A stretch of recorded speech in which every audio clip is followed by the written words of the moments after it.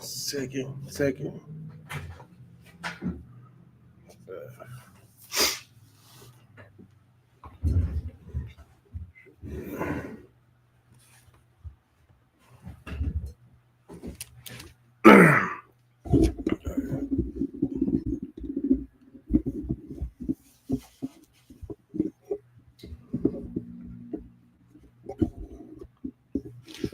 Okay.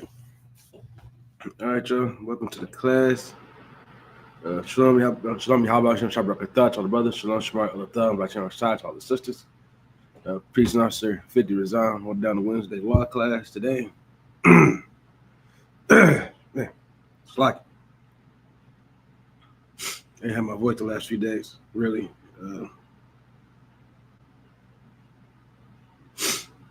But yeah, so the title of today's class is Were You Taught the Truth of the Bible, right?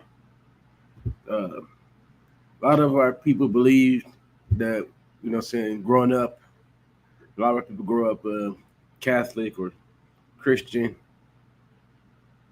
Some grew up Muslim,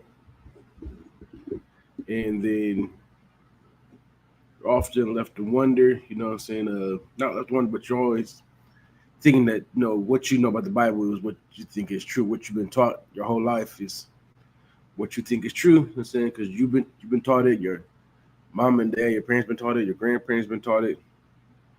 So you go all these years doing what you do, thinking that you've been taught the Bible, that you know what the Bible is, you know what it's about. You say that God is all love, but then you have certain questions about certain things that don't make sense by way of the way that the church teaches the Bible, right? Leaves you, leaves you handicapped. You know what I'm saying? Doesn't give you a good overview of what's really being said in the Bible. Or you be told that you don't know God is mysterious, you don't know His ways, or we can't be perfect. So many things that we're taught that just isn't true. You know what I'm saying? God is love. Most High is love. Most High also will unalive you. Okay. You have to always think that. You know what I'm saying? So many things we're gonna get into some of those things tonight. And when get to a few more next week. Before I continue, just let y'all know. So a couple weeks, man. So a couple weeks away. Lord's Passover. Make sure you get your Passover feet in, right? So you got your hotel room booked. You know what I'm saying? Got your tickets. You're driving. Got your gas for the car. You know what I'm saying? Listen, y'all gonna have to be on it. You know what I'm saying? I'm trying to get all those things together. So I already got I got my stuff. You know what I'm saying? Got my ticket and everything ready to go. So just need y'all to make sure y'all on the same page too. Make sure you're so-called Black, Hispanic, Native American. Make sure you join us out there in Atlanta for the Lord's 56th annual Passover. All right, and it's good to start there, right? Because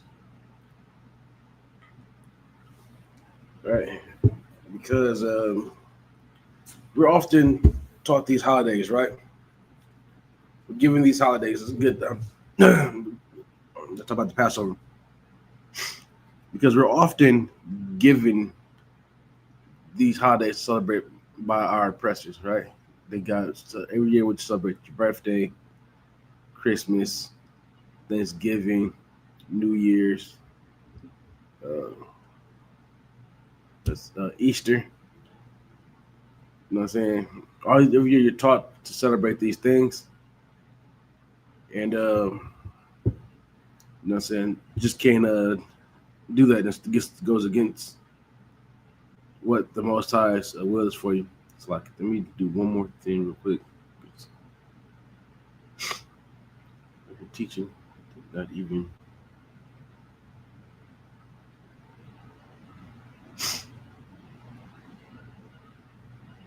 Do my part. Make sure you like and share when you come to the room.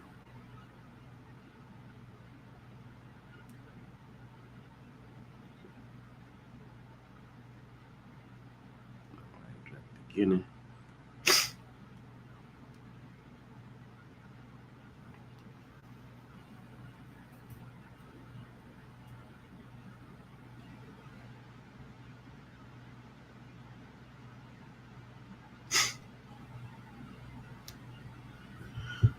Right. So every day we're like, made to see and do things and taught as the heathens are taught how to do things. That's where we learn all these things from. Like you didn't really learn Christmas from the Bible. You know what I'm saying? You can't the Christians want to prove things, but Christians can't prove where it says to celebrate Christmas. They can't prove where it says to celebrate birthdays. Right? They can't prove these things. A lot of your pastors know that you're not supposed to be celebrating Christmas. You're not supposed to be celebrating birthdays. Those are vain things. They have no purpose to them besides some ancient person's vanity long, long ago, or somebody's unwillingness to let somebody go, and so they became a story, something to that effect, right? But we'll get into it real quick.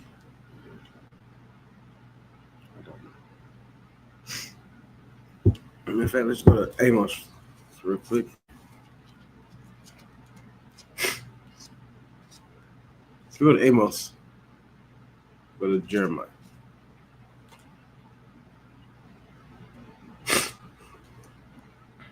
Okay, so this is the book of Jeremiah, chapter 10, verse 1. Hear ye which the word of the Lord speaketh unto you, O house of Israel. Thus saith the Lord, learn not the way of the heathen. All right, so that's the first thing the Most High wants you to know, and to take account for. Do not learn the way of the heathen. We've all grown up learning the ways of heathens. All right. Particularly our oppressor. We've learned all his ways. Everything he does, we do. We are, a very image of him, you know what I'm saying? Because everything that he gets done, get down and dirty and do, we get down and dirty and do. No matter how wicked it is, I feel find out people wanting to be involved.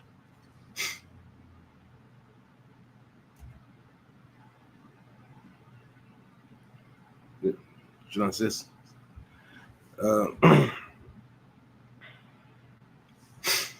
yeah, yeah. So that's the first thing I do is not to learn the way of the heathen. That's how we all grew up. We all grew up learning the ways of the heathen. We all grew up celebrating Christmas. And you really got to ask yourself, like, where did the thought of Christmas come from? I mean, you actually know the roots of Christmas. Yes, a lot of y'all don't really know or even stop to think. Let me see if I can pull it up real quick. Nobody thinks that, just making this up.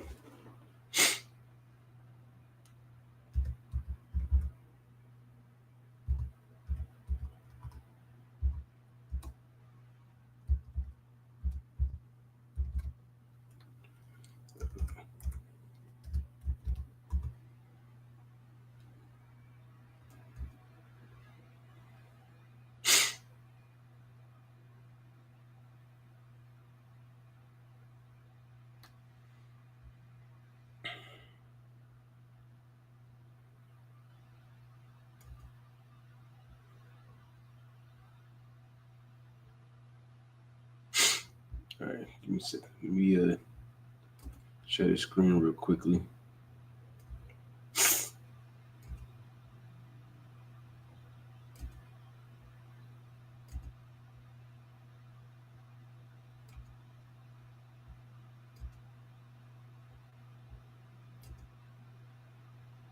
It's on there. Okay. So I can see it. It's just up. All right, so see right here, right, says then this is Christmas origins, pagan. Christmas is a Christian holiday commemorating the birth of Jesus. Many of its traditions and the timing of its celebration have roots in pre-Christian pagan winter solstice celebrations like Saturnalia and Yule. Right? Winter solstice marking the shortest day and the longest night of the year was a significant event for many ancient cultures as it marked the turning point towards longer days and the return of light. Right, so Saturnalia, right? The Romans celebrated Saturnalia, a week-long festival honoring the god Saturn, which involved feasting, gift giving, revelry, all occurring around the winter solstice. That's where a lot of these things from the Romans. You got the Germans, right? Celebrated Yule, which was the same thing as Saturnalia.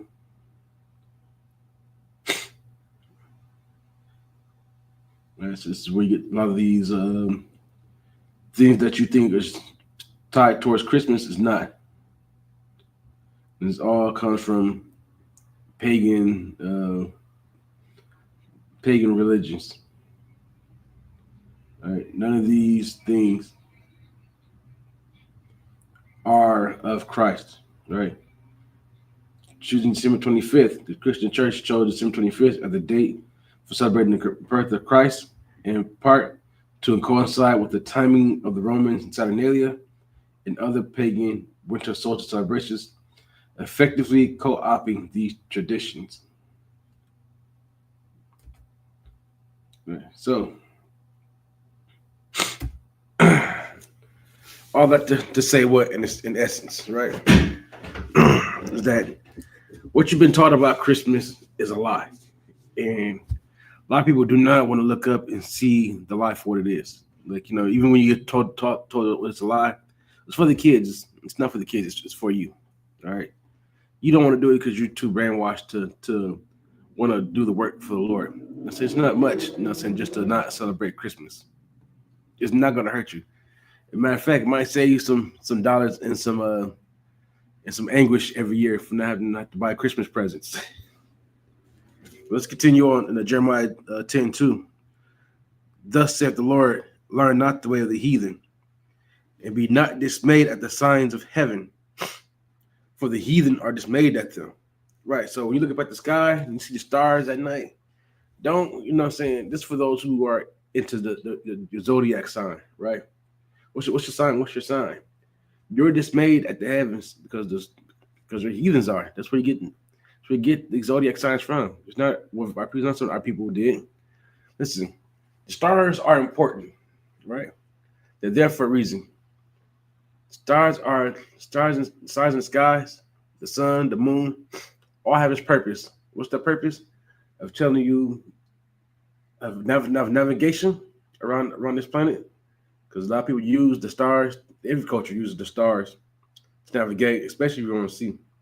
It's essential to learn how to use the stars to navigate if you're traveling by sea, even traveling by land.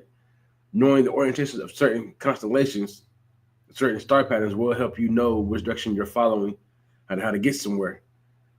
Also important knowing how long the moon and sun is up for, when they rise, when they go down. These are all things that teaches you the season of which the planet is in at that time.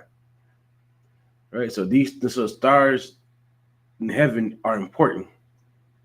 You know what I'm saying? But what they're not important for worship. That's what these other heathens have done. They have worshipped the sun, moon, the stars, and all that. They've been dismayed at them because you are as well. You've taken up after them.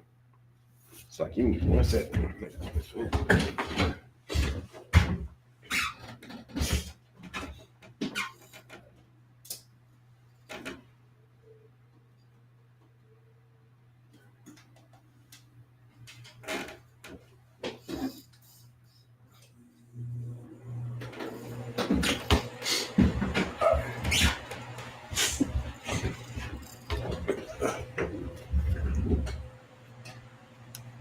Right. So don't be dismayed at them because the heathens are. All right. You just do and pray and use the time that the Lord told you to use them for. All right. Verse 3. For the customs of the people are vain. For one cutteth a tree out of the forest, the work of the hands of the workmen with an axe, with the axe. They deck it with silver and with gold, they fasten it with nails and with hammers that it move not. What does that sound like? That doesn't sound like that we do that they do these days, right?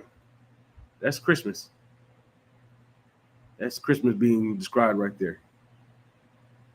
The Lord's telling you not to do these things, not to celebrate that thing. Now ask yourself this, right? A lot of people gotta ask yourself this question. Do you love the Most High? Do you love God? Put to y'all, do you love God? A lot of you will probably sit out there and say, yes, I love God. But then if God says don't celebrate something or don't do something, and you decide to go against it, do you truly love God? It's a question you got to ask yourself, because a lot of you don't really want to ask that question. You don't want to answer it because you know what the answer will be. And you'll say something like, oh, if the Lord knows my heart. Yeah, he knows that it is filthy. He knows that it is disgusting, that you have no love for him in your heart. Because you are selfish. You have no love for nobody outside yourself. The being that created you, you have no love for, because you can't give up Christmas. You can't give up birthdays. You can't give up, all these other things. You can't give it up. So how can you sit here and say that you have love for the Most High? I don't get it and I don't understand it. Already you don't have love for the Most High. All right. You saying that's just one of the other truths that we're taught, right? In fact, I'm going to get what I did one as well.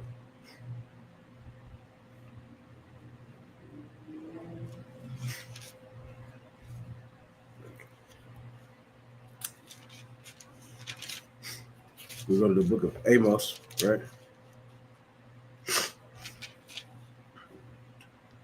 Book of Amos, chapter 5, verse 21. I despise your feast days. Now this is the Most High talking here. So in case y'all don't know, it's just from the Most High himself. He says that, once again, Amos chapter 5, verse 21. I despise your feast days. It's the Most High ain't with Christmas, man. He ain't with Christmas. He ain't with birthdays. You know what I'm saying? He ain't with a lot of these things. A lot of them celebrate out here. He ain't with Thanksgiving. He ain't down with it. All right. If it was not given to you in this book, right, in Leviticus, right, or the two memorials that celebrate, from the Maccabees and also from Esther, right, being the Feast of Purim and the Feast of Dedication, right. If it's not those, then anything else you're doing is vain, right? There's nothing in it. There's no gain out of it. You want to celebrate it because your oppressors have told you to celebrate. And the Lord says, I despise your feast days, and I would not smell in your solemn assemblies. Though ye offer me burnt offerings in your meat offerings, I will not accept them, neither will I regard the peace offerings for your fat beasts. Right. So that's it. That's from the Most High himself. Saying he's not going to be with you. He's not with you during Christmas time. That's just it. That's the end all be all.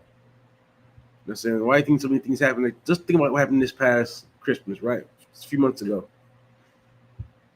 Listen, there was so many things that went down, like here in Phoenix. Let's say Christmas Day, Christmas night, whatever. And you got people fighting and a man pulling a gun at the airport. These are things that are happening, right? And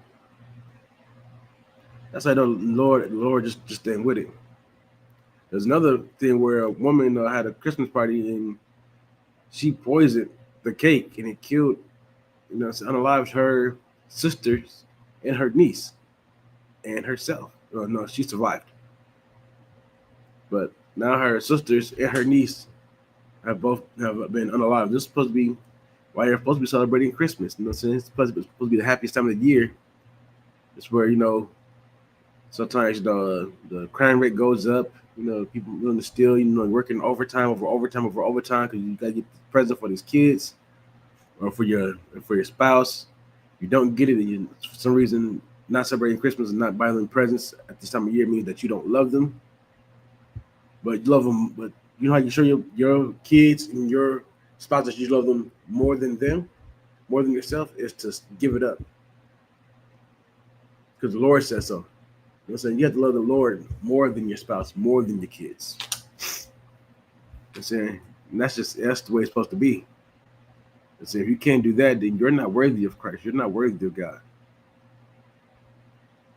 So the Most High has to come first. This truth has to come first. This truth should always be your first wife. This wife that goes before your other wives, right? That comes before your kids. Then they're doing this work of the Lord here. You know what the Lord says. So this always come first. Let's dispel some other myths today, right? While we at it, right? Let's go to Genesis.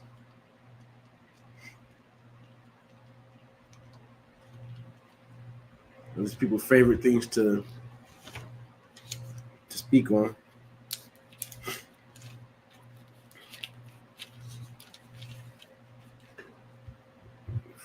That.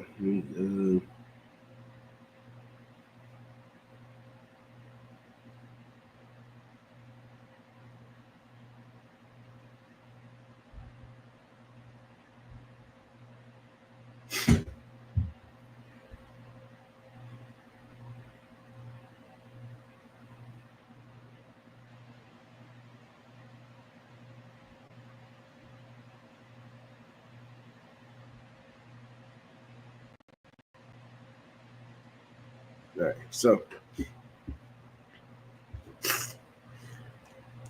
y'all know that Most High created Adam and Eve. You gonna say that?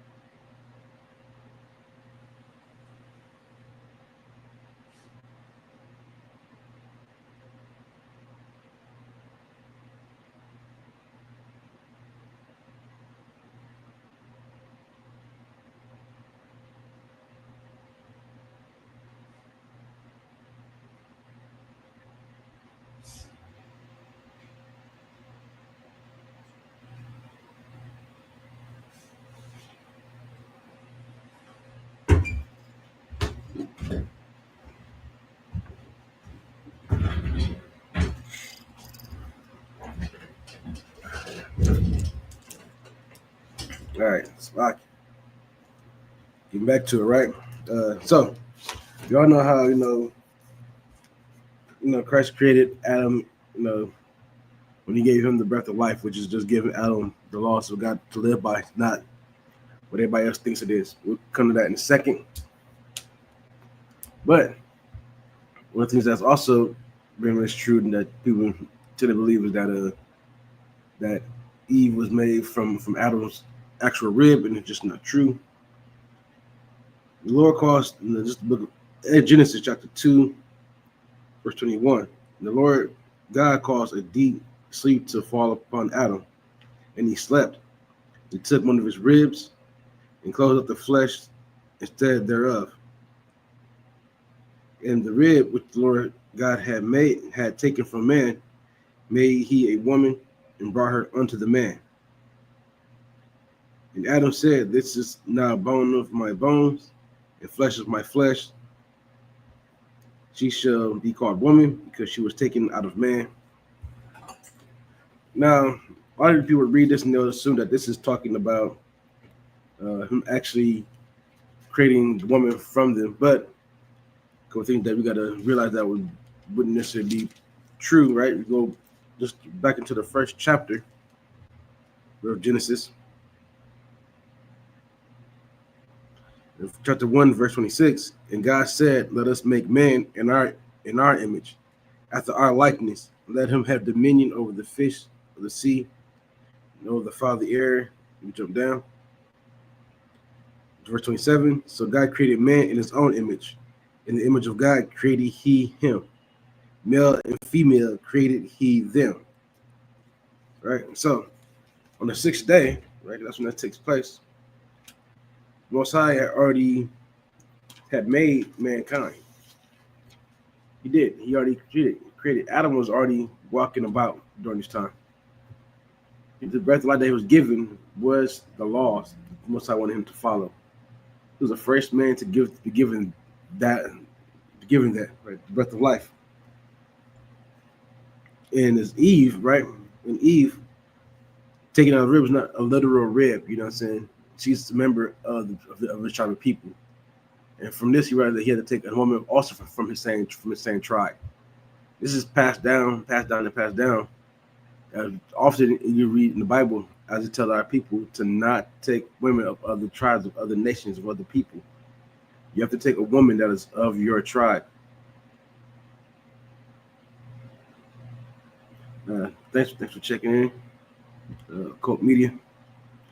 You have to take a woman or a man that's of your tribe, that's of your same people, right?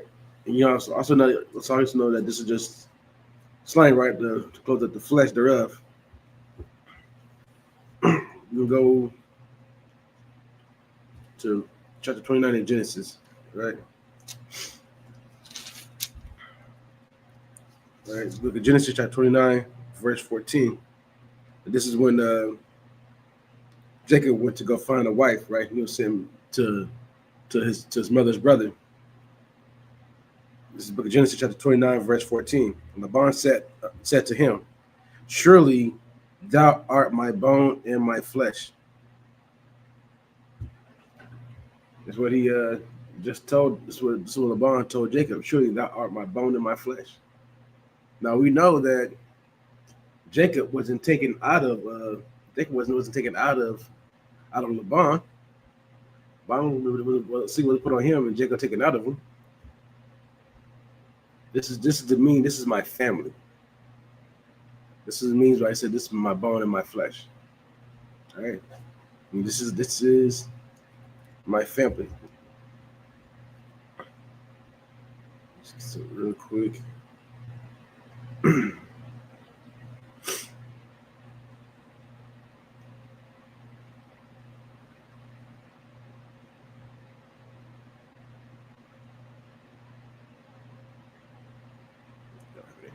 right. You need further proof of that, right? Let's go to 2 Samuel.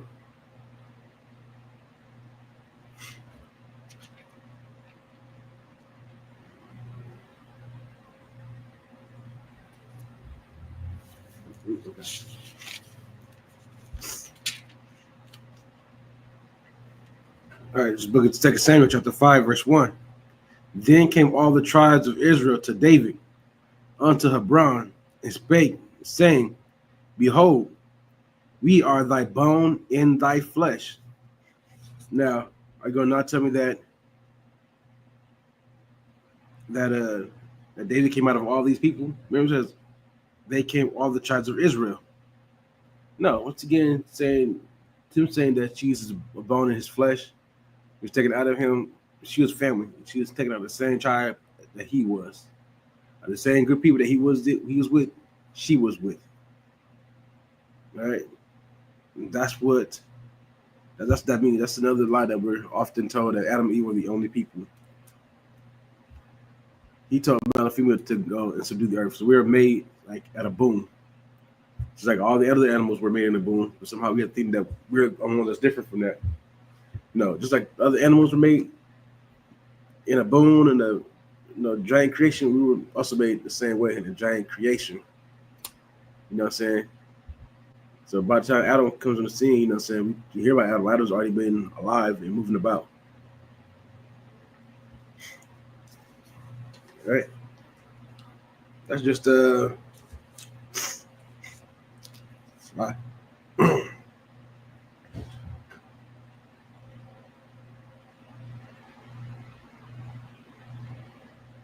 yeah, man. That's one of the things that we're often taught that are lies. The other thing we're taught too is that who the Israelites are. Remember, this is called where you taught the truth of the Bible. The truth of the matter is, a lot of us aren't taught the truth of the Bible. You know what I'm saying? You just gotta go outside of the Christian church to find the truth. Nothing wrong with that. That's just how it is.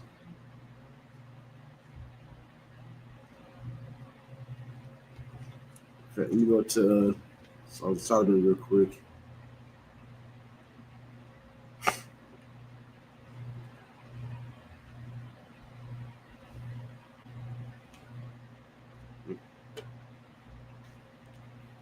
Song of Solomon, chapter 1, verse 5.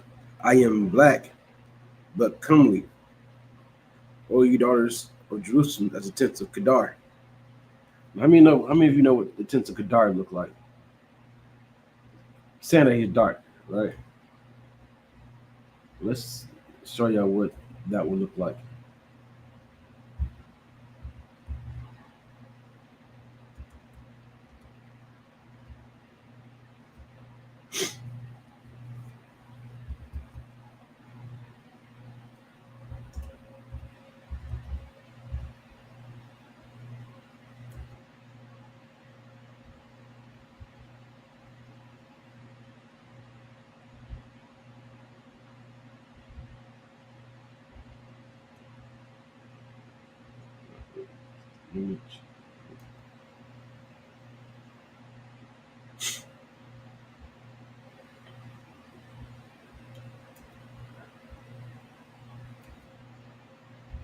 All right, so you see these right here? Right, these are Kedar tents, right? What y'all have in common? They're dark, like as hell. All right.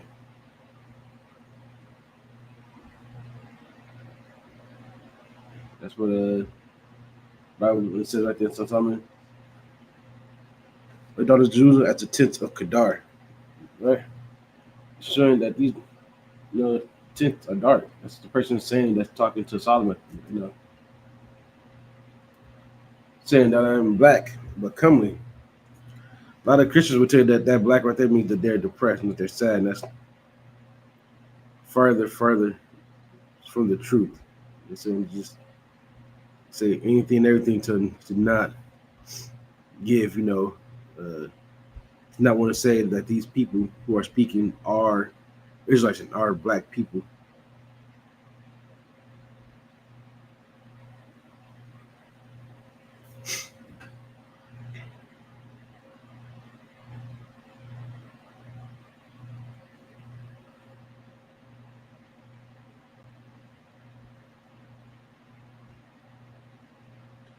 Right, so you go to the etymology, right, of this word, right?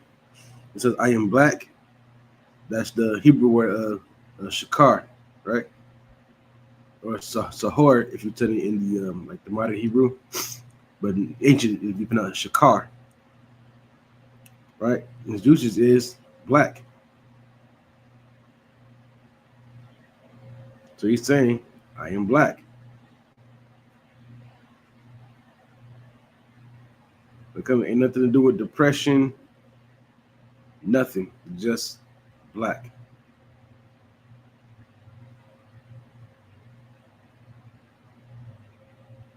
We all know that comely means handsome, beautiful, right? Saying I am black and beautiful. That's what's being said by Solomon. I am black, but beautiful. You know what I'm saying? Oftentimes, where you grew up watching those movies like the Ten Commandments or Prince of Egypt or whatever else fiction media that comes out that describes people of ancient as dark skinned people. You know what I'm saying? And that's just what we're showing these days just not true. Even their science proves them wrong and saying that the farther you go back, the darker everybody is. Not saying darker, but the fact that there's like white man's our precious complexion is a minority on this planet. It really is. Everybody else on this planet is of a darker brown skin tone, ranging from very light to very dark. Right? This is what it is. So you got this mix, you got the range of melanin through all people, saying that are saying called melanated, right? Saying the color range is just there. There's billions of people like that versus like the millions of people who aren't like that. I should tell you something. And if you still think that's just kind of like a pour right there,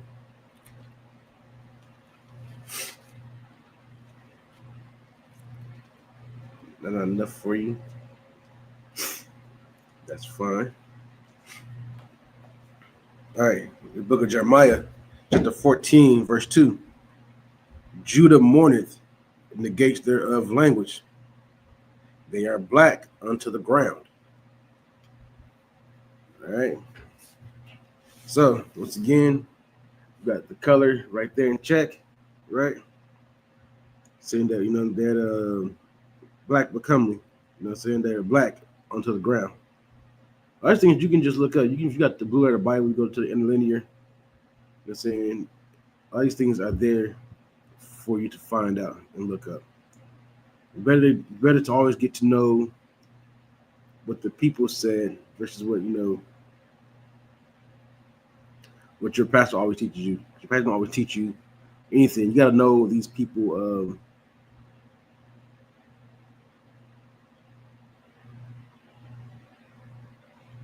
You know the culture behind everybody, right?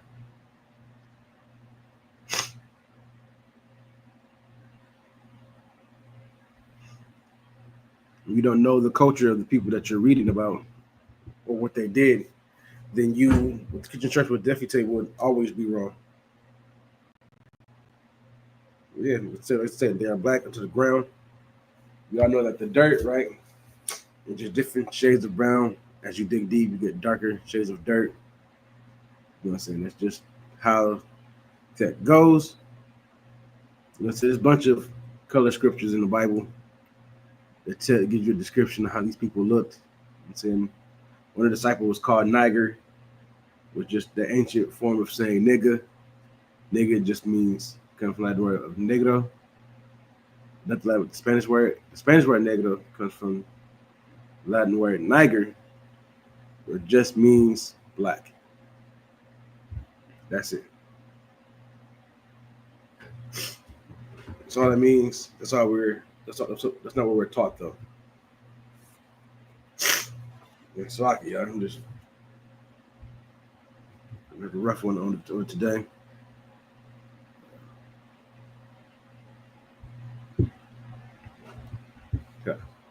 Yeah.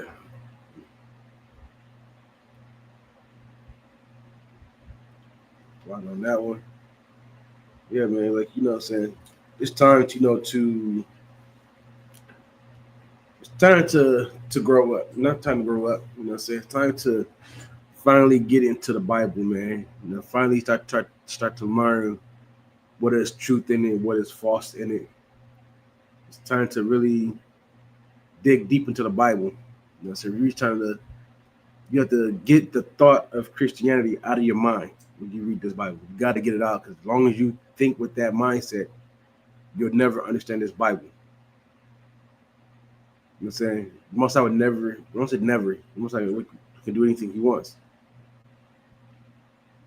But a lot of times, the Most High trying to tell you the truth of the Bible through his priests. And a lot of times he ain't through the priest. You know what I'm saying? It could be some random person who might just have the knowledge. Most High trying to wake you up to the truth of this, and you refuse to hear him. You reject the Most High. You reject Christ. You know what I'm saying? The Christians talk about like Christ knocking at the door, right? That's what they actually pulled. Listen, if you're hearing this class today, that is the Most High. You know, saying he came to the truth. That's the Most High knocking on the door. It's Christ knocking on the door. Most High says his sheep hear his voice. You listen to this, you're hearing. He's calling you. He is calling. You know what I'm saying? You don't need nothing more grand or extra than this. Just being told the truth of what this Bible is, how God is. So many truths in the Bible that's yet to be understood by our people. Some people's reliance upon our oppressors for knowledge. You can't look to our oppressors for knowledge. You can't seek answers, straight answers from the people that's enslaved you, that's beating your identity out of you. Listen, black folks can't try to go back 7 generations, right? 6, 7 generations. It's hard for us to go back that far. It's hard for us to know who we were before slavery. Because when you're in school, that's all you're taught. The white man system, that's all you're taught is, we were brought over as slaves from the west coast of Africa. Then they tell you, when you start getting a little bit smart, a little bit wiser, then they'll say, Africans sold Africans. Africans are a whole different tribe. They were the tribe of Ham, right? That's who they descend from. They're not even our people. They knew who they were selling to. They selling to. You think it's not true? Watch The Woman King. These people knew who they were rounding up and selling to the white man. It's not no secret, man.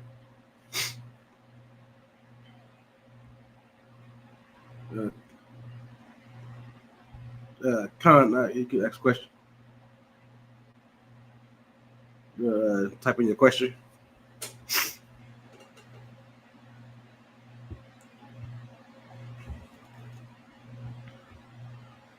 Yeah, man. That's saying the truth of the matter is that we are the people of this book, right?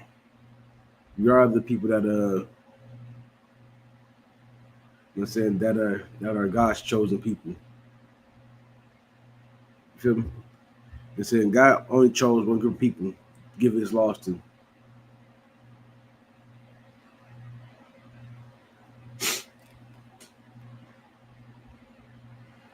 If slavery requires us to.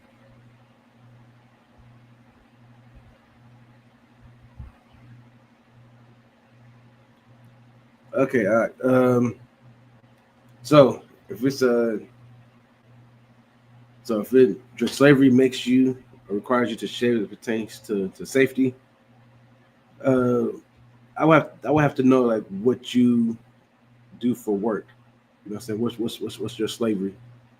Because a lot of times let's say that you're a cook, right? You know what I'm saying? They got like the net you can put over your beard, or just the beard you don't have to be like full. You know what I'm saying? Not full, not something like that. The beard can be close to the skin. That helps. You can also look to getting there's a form, right, where it says that that your beard is part of your religion. And once you turn that in,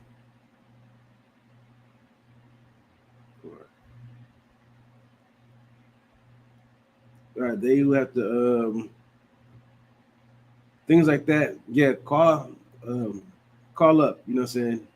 Uh, talk about that one a little bit more over the phone. Uh, so with that, right? There's forms that you can get to take to work, so that you can have your beard out.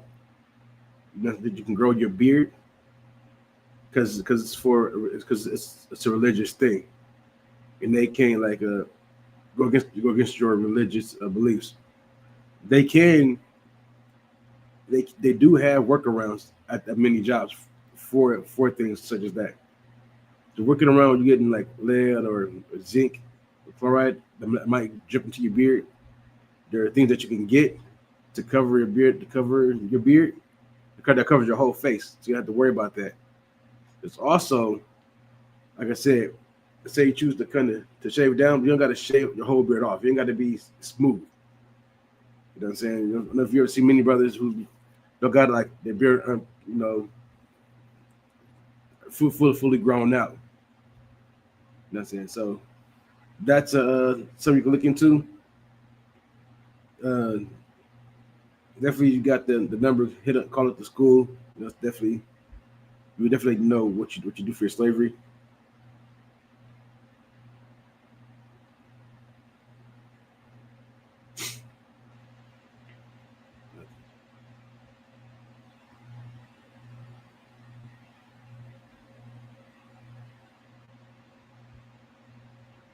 Okay, for that's for a respirator because it won't seal. Okay, I'm not too familiar on respirators. I remember I wore one when I was during my time in the Navy for certain jobs. I wore a respirator. Uh, yeah, for that one, yeah, definitely need to call up uh, for more counsel on that one.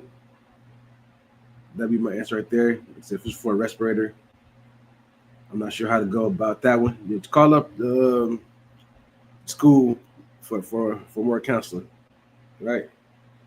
On that one itself, uh, yeah, I'm pretty sure there's other brothers that work that job. They have to wear respirators too, so we can they'll get you right on that. I know there's workarounds for all of it. There always is, even with having a respirator. You know what I mean? But yeah, no. If like you said, if you're going like a full out beard, like come out to like here, then yeah, that respirator won't seal because too much hair pushing back the thing, or just wear that respirator tight as hell. But yeah, definitely call up to school to get more counseling on that one. There's a brother that worked that kind of job that can give you better advice on that one.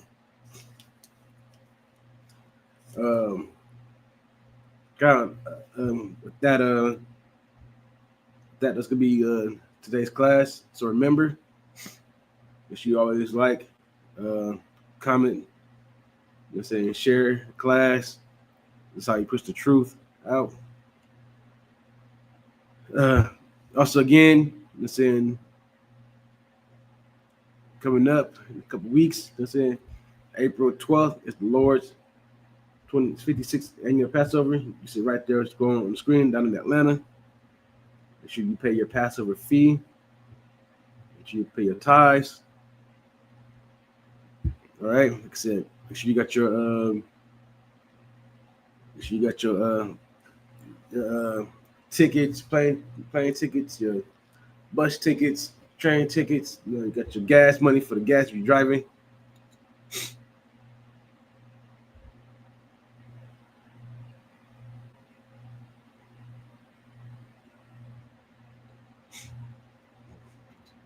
Okay, so yeah, so all the itinerary you find on any of our accounts on Facebook, primarily. You see itinerary for the week. We will be, like I said, in Atlanta. Let's just look it up for you real quick.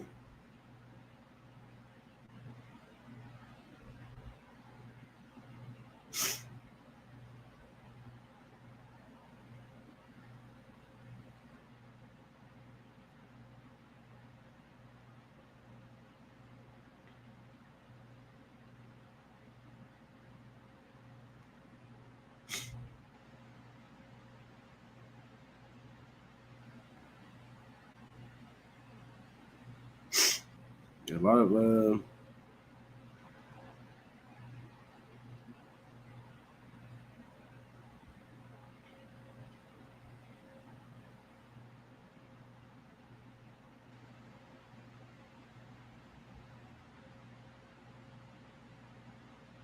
yeah, just give me a little bit. I'm gonna repost them to the Arizona's Facebook page. The whole itinerary, right, for the weekend.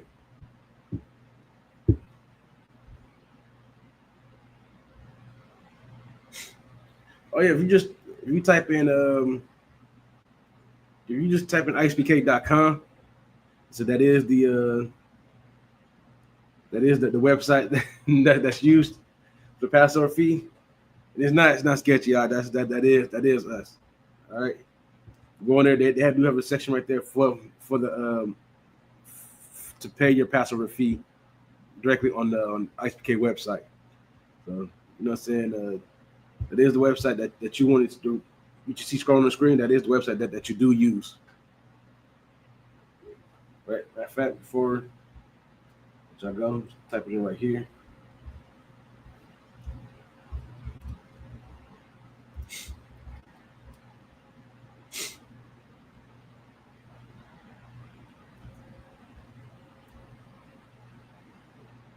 All right, so you type in icepk.com. This is the website that comes up. Right, just you see scrolling. You just click right here, which says to pay Passover fee. Click on that. It's for the Lord's 56th annual Passover in Atlanta.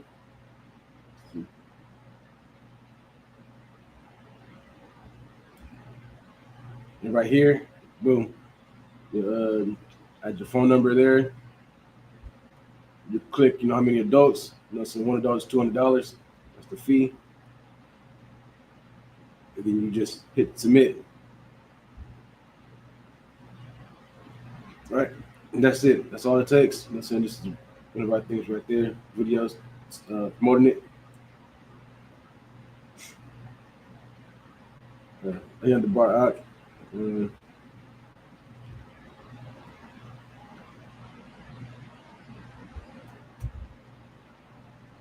Yeah, no, it's all good questions that you asked, man.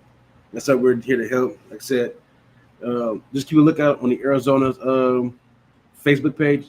We'll be reposting, the itinerary for the week for Atlanta. You just have to get yourself out there, pretty much, right? You just have to get yourself out there and make sure that you down there know.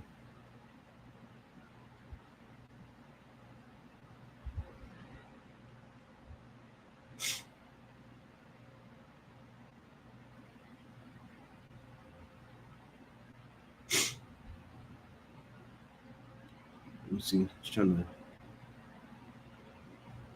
kind of look it up here real quickly on here because I had it.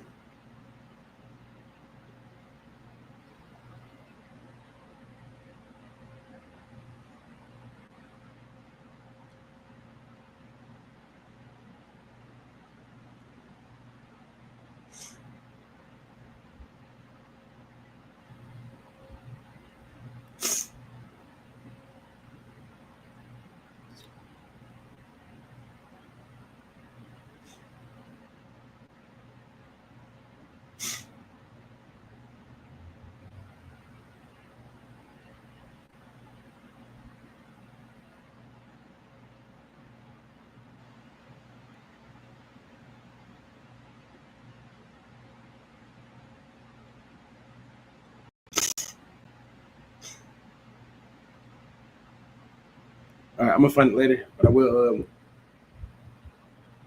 be posting it up. What time is next class?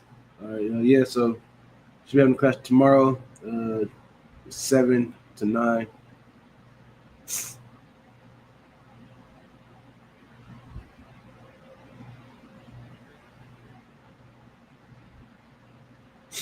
Kind of not, yeah. As long as you get there, you know what I'm saying. As long as you get there, um, that's what matters the most, right? He said, as long as you're all present for the 12th, right? The 12th is the official Passover. All right, so that week, right, it's a lot of things going on, events going on. But the most important thing that you're there for is the 12th, which is the Passover. That's the most important part, most important day of the week of being out there is the Passover. It's kind of, saying you're going to ride on the 11th. It's fine. Just let us know when you get out there. I'm saying? We'll make sure you got the right address for everything. Like I said, keep an eye on our Facebook page because I will be uh, posting on there the itinerary for the week. Just let you know where everything is going to be at out there in Atlanta. Even when you come down on the 11th, I'm saying. Also, be put on there where the Passover is going to be at, specifically in Atlanta.